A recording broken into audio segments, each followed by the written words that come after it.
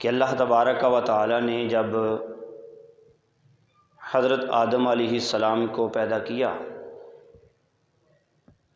تو اس میں 4 عناصر اربع، ہوا، پانی، آگ اور مٹی، ان 4 چیزوں کے ساتھ آدم علیہ السلام کا خمیر گوندا گیا، جس میں زیادہ غالب جو چیز تھی وہ مٹی ہے۔ اور اللہ رب العزت نے جب ان کو پیدا فرمایا تو انسان کو شرف دیتے ہوئے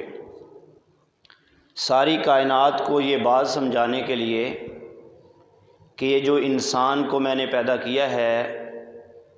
اس کو میں نے سب سے افضل مخلوق بنایا،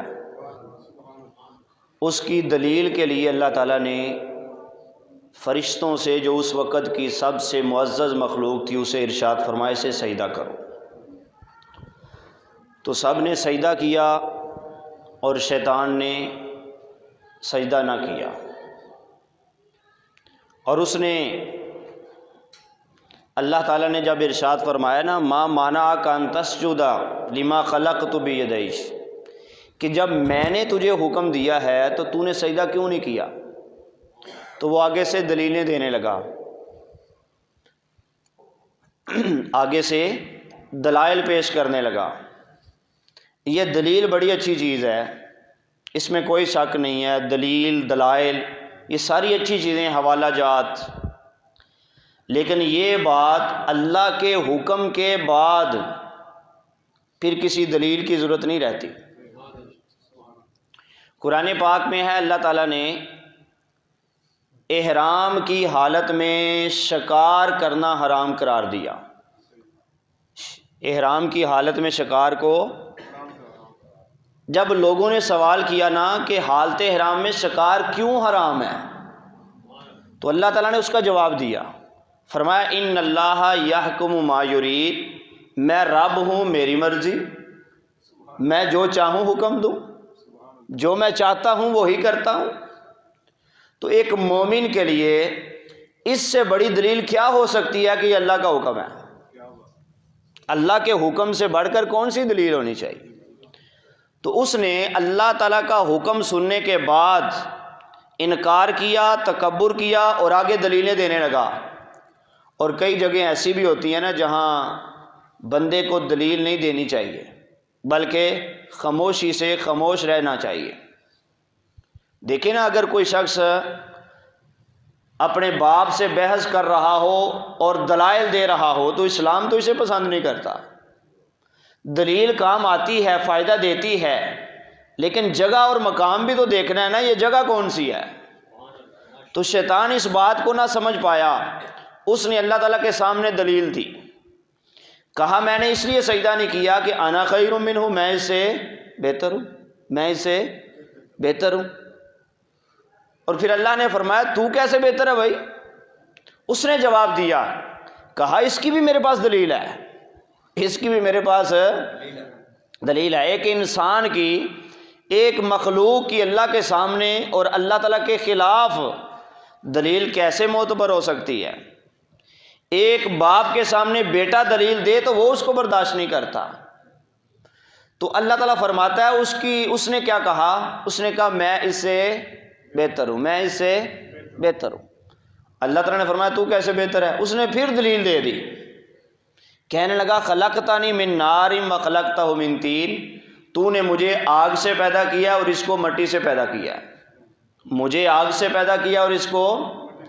اور اس نے خود ہی سوچ لیا، خود ہی گڑھ لیا کہ یہ مٹی سے پیدا ہوا ہے اور میں آگ سے، لہٰذا آگ مٹی سے افضل ہے، آگ مٹی سے افضل ہے، یہ اس نے خود گڑھ لیا۔ حالانکہ اگر آپ مختلف اعتبار سے دیکھیں تو کسی اعتبار سے بھی مٹی جو ہے وہ آگ سے کو کم نہیں ہے، اس کے مٹی کے آگ پر 10 فضائل ہیں جو بڑی تفصیل کے ساتھ علماء نے بیان فرمائے ہیں، اور ان میں سے ایک دلیل یہ ہے کہ مٹی انسان کے خمیر میں زیادہ غالب ہے، اس لیے کہ یہ جو مٹی ہوتی ہے نا اس کے اندر عاجزی ہوتی ہے، اس کے اندر عاجزی ہوتی ہے، اور جو آگ ہے اس کے اندر جلانا ہوتا ہے، بھڑکانا ہوتا ہے، اور اس لیے اس نے یہ سمجھا کہ آگ افضل ہے، حالانکہ کئی اعتبار سے مٹی آگ پر فضیلت رکھتی ہے، مٹی آگ پر فضیلت رکھتی ہے، مٹی سے بڑی چیزیں اگتی ہیں، اور آگ سے کون سی چیز اگتی ہے، بلکہ آگ تو جلاتی ہے۔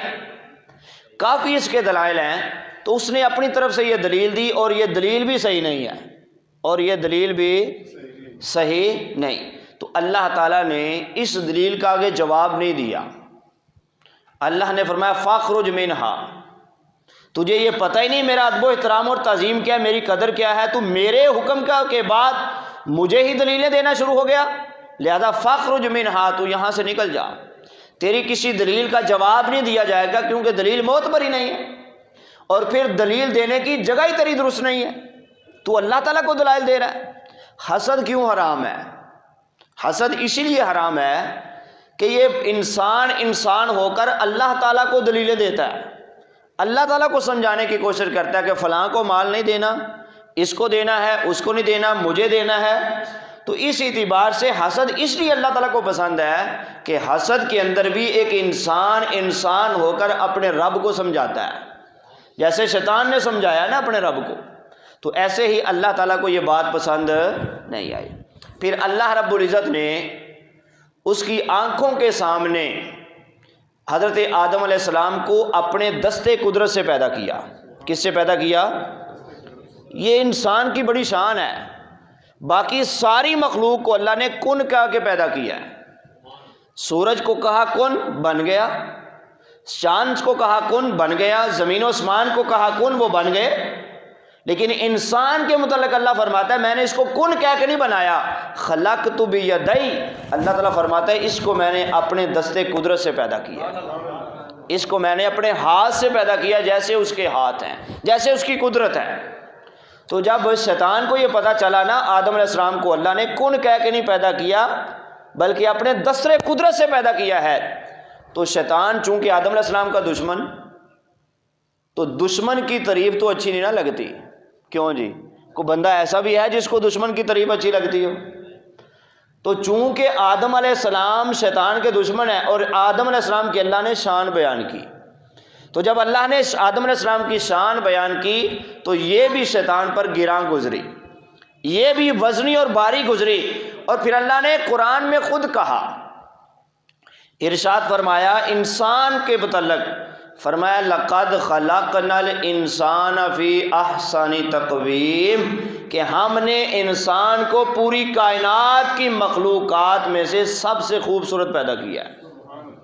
انسان کو پوری کائنات کی مخلوقات میں سے سب سے خوبصورت پیدا کیا ہے۔ باقی آپ مخلوقات دیکھ لیں، ان میں سے زیادہ تر جانوروں میں دیگر میں دیکھ لیں، ان کے منہ صرف لمبے ہیں، چوڑے نہیں ہیں، اور باقی مخلوقات میں بھی ایسے ہی ہے، لیکن انسان کے چہرے کے اندر بھی اللہ نے ایسا حسن رکھا کہ اس کی چوڑائی اور لمبائی کو برابر رکھا ہے، یہ بھی اس کا حسن اور کمال ہے۔ تو اللہ رب العزت نے جب انسان کی یہ تعریف کی نا کہ ہم نے انسان کو پوری کائنات سے سب سے زیادہ، ذرا بولیں، سب سے زیادہ، اور چونکہ اس میں بھی انسان کی تعریف تھی، آدم اور ابن آدم کی تعریف تھی، اور یہ جملہ بھی شیطان پر ایک بھاری پتھر کی طرح لگا، کیونکہ وہ دشمن ہے اور دشمن کی تعریف اسے اچھی نہ لگی۔ اور اللہ تعالیٰ نے اس آیت میں یہ بیان کیا، فرمایا کہ شیطان تو کہتا ہے کہ میں زیادہ خوبصورت ہوں، میں زیادہ اچھا ہوں، یہ بات ذہن سے نکال دے، لقد خلقنا الانسان فی احسن تقویم، ہم نے انسان کو تجھ سے بھی زیادہ خوبصورت پیدا کیا۔